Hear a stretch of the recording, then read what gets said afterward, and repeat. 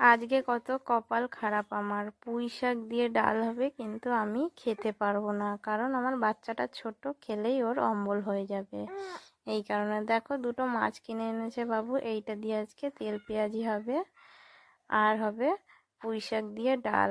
ওইটা তো আমি খেতে পারবো না, কালকে ডাল ছিল সেটা আমি গরম করে নেবো, তাহলে গিয়ে আমার খাওয়া হয়ে যাবে। কারণ তেল পেঁয়াজিটা কিন্তু শুকনো শুকনো হবে, ওইটা দিয়ে তো আর ভাত খাওয়া যাবে না। এই কারণে এখন আমি তেল পেঁয়াজির জন্য আলুটা ভালো করে কুচিয়ে নেব।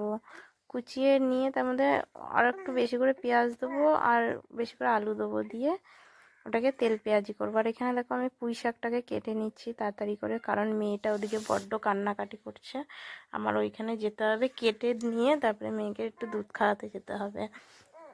এই কারণে এখানে মশলাটা আমি বেটে নেবো। মশলা হচ্ছে একটু আদা আর একটু রসুন সামান্য, এইটা আমি তেল পেঁয়াজিতে দেবো, ওই জন্য আমি ভালো করে বেটে নিলাম।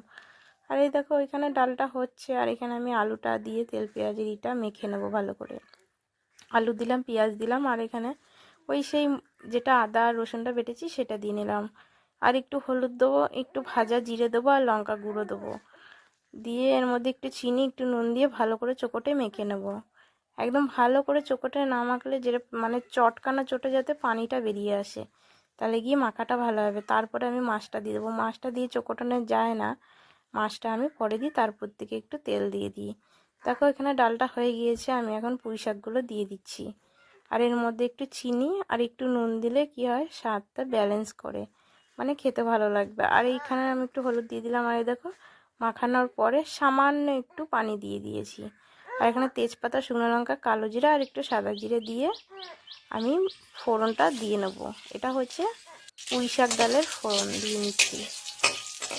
আর আমার ভিডিওটা হয়তো কোনো বন্ধুদের ভালো লাগে না, এই কারণে হয়তো দেখে না।